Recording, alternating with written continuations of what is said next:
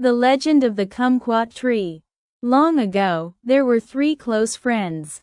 Two loved reading books and reciting poems. Mok enjoyed planting trees and gathering herbs.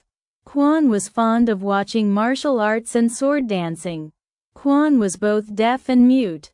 Whenever he wanted to express something, he used hand and body gestures. His movements were quick and expressive, almost like spoken words.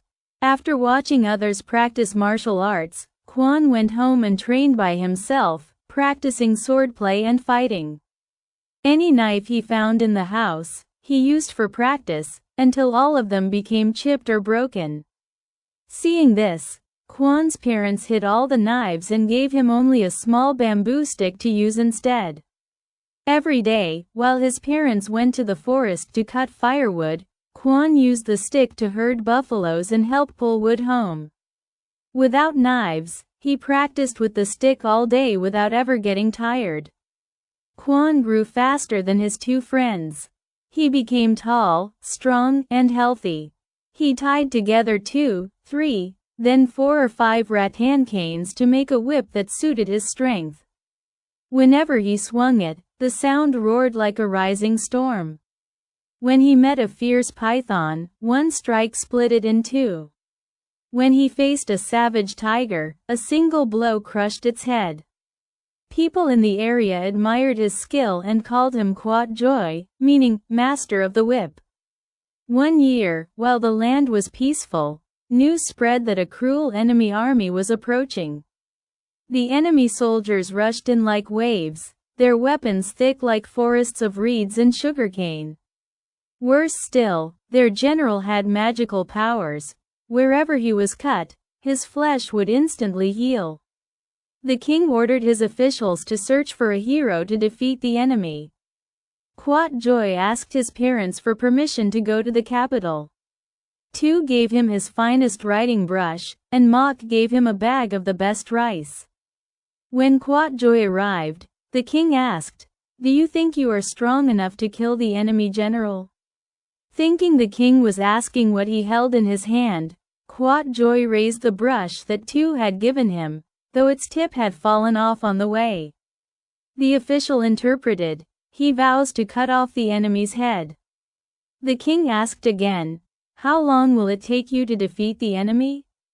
Thinking the king was asking what he carried on his shoulder, Quat Joy opened the rice bag. The official explained, "He promises that once he finishes this bag of rice, the enemy will be gone." The king continued, "After defeating the enemy, what reward do you wish to receive?" Thinking the king was asking where his weapon was, Quat Joy raised his large rattan whip and pointed it toward a lemon tree heavy with fruit. The official said, "Your Majesty, he must be asking for the golden fruited lemon tree." The king nodded and replied, "Very well. I will reward you generously." Quat Joy signaled for the king to have a 3-edged iron whip forged, thin like rattan but as long as bamboo. Holding the iron whip, Quat Joy rode an elephant into battle. The enemy general also rode an elephant and advanced toward the capital. Seeing Quat Joy, the enemy general sneered and mocked, "You little boy. Do you think that whip can dust off my armor?" Before he finished speaking, Quat Joy's whip whistled through the air, chilling to the bone. The enemy general's side was torn open, but in an instant, his flesh healed again. The general swung his huge shining blade down at Quat Joy. Quat Joy dodged, gathered all his strength, and struck again. Trees around them bent and fell as if bowing in a storm. The enemy general ducked the second strike, but as he raised his head, Quat Joy's third strike, faster than lightning, cut cleanly across his neck. The general's head fell beside the elephant and rolled away. The king joyfully welcomed Quat Joy back in victory. The king asked, "So the enemy general's head was truly cut off?"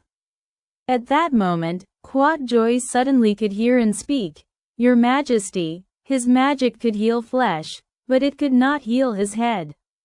The king rewarded Quat Joy with a precious lemon tree bearing shining golden fruits and said, "If you want gold, pick its fruit. If you wish to drive away cold and bring sunshine, break a branch and plant it deep in the ground." Quat Joy thanked the king and brought the precious tree back to his village. That year, the weather turned bitterly cold. When Quat Joy returned home, the crops were close to failure.